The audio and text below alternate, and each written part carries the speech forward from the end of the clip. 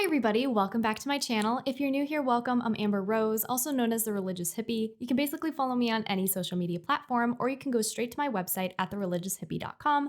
I have economy rosaries on there, or you could even donate to help support the ministry. I truly could not do this without you guys. Any little donation is truly appreciated. Today we're going to be doing a Q&A. So you guys have sent in some questions and I'm going to be answering them. So the first question we're going to start off with is from Sophia, and she asks, can you wear the brown scapular on the outside of your clothes? The answer is yes. It's not a sin to wear the scapular on the outside of your clothing. However, I will say that it is a private devotion and it's one that should be kept private, and that's why we put the scapular underneath our clothes. So personally for me, I would not suggest doing it, but it's not necessarily bad if you do it. Your scapular is still hanging on the sides.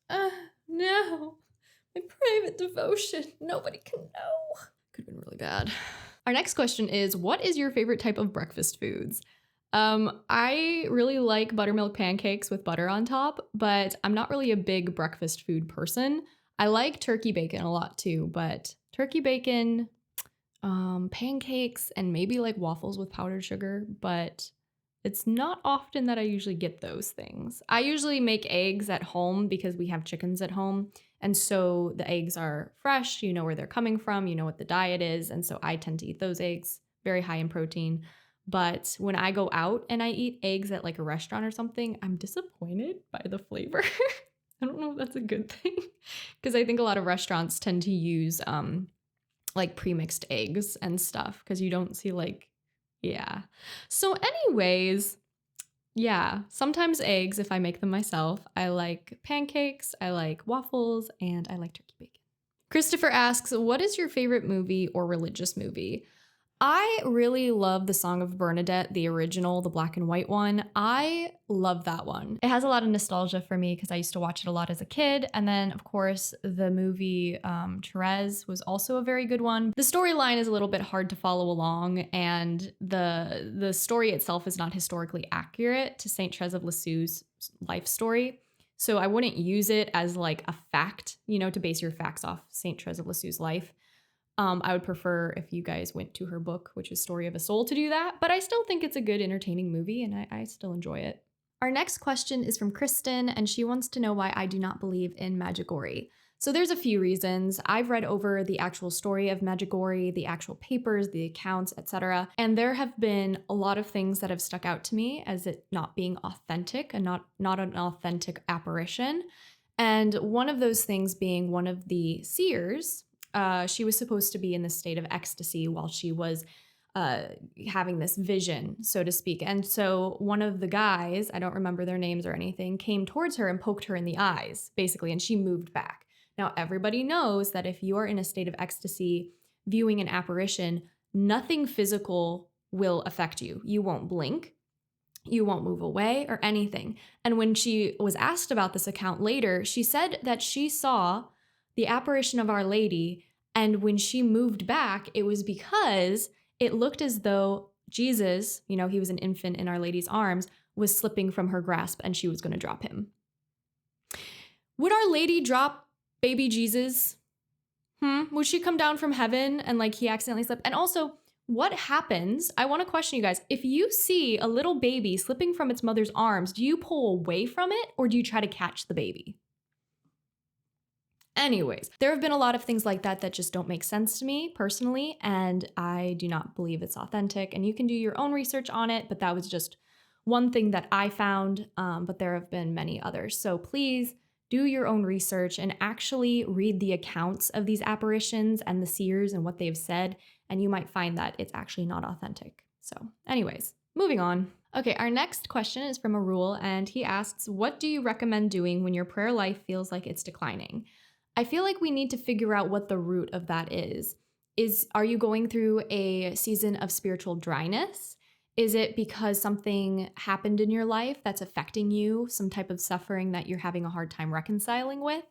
What is the root of the issue? And then I would suggest if it's because you're having this Catholic burnout, we like to call it, where we're trying to do too much spiritual stuff at once, I would suggest trying to just go back to the basics of a morning offering, and a chaplet or rosary every day. I think that's probably the best. And remembering that consistency is key and having those habits are key.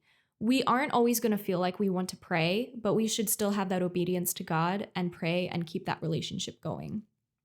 Because I'm going to try and put this in a context that makes sense. Let's say that you're married and, you and your husband are going through a dry patch for some reason. You still have to work on that relationship because you guys are married. It's similar with Christ, where we still need to work on that relationship even if we don't feel like it.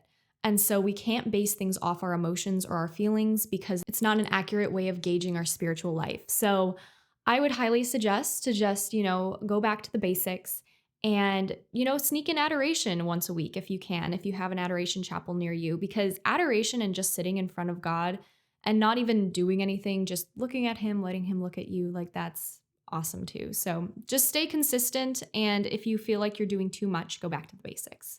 Okay, our next question is from Ladina, and she asks, what's your opinion on Orthodox Christians? My opinion is that I do love my Orthodox brothers and sisters. However, they are in schism, and I hope they return to the true faith. Our next question is from George, and he wants to know, why did you start the St. Jude prayer group? So I started the St. Jude prayer group because I recognized that during COVID, a lot of people lost their circles and their community. I also ended up losing my community due to COVID.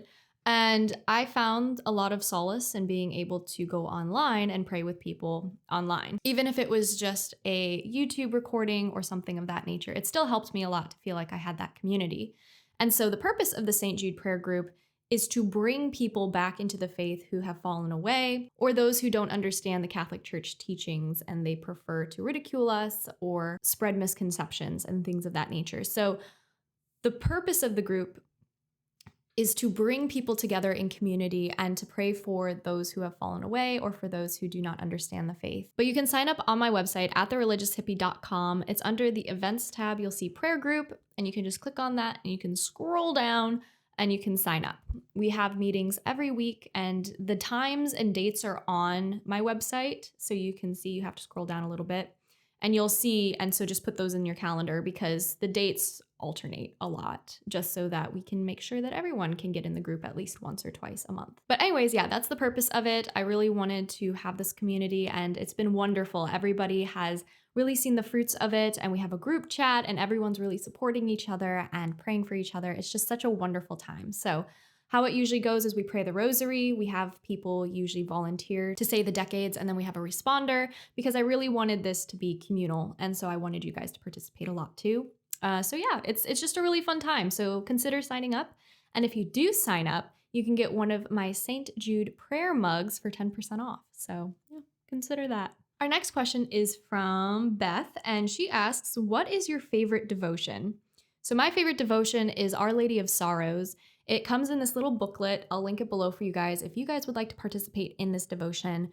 But Our Lady of Sorrows has always been very near and dear to my heart. So has Our Lady Undoer of Knots.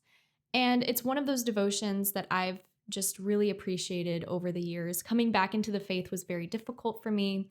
And being able to unite those sorrows with Our Lady and Jesus has been very, very helpful in my reverting process and just growing in faith. And so being able to unite those sufferings has helped a ton. So I really, really love Our Lady of Sorrows devotion. And with all of that being said, guys, that is it for today's video. I hope you guys enjoyed it. Don't forget to like and subscribe, and I'll see you guys next time. Bye.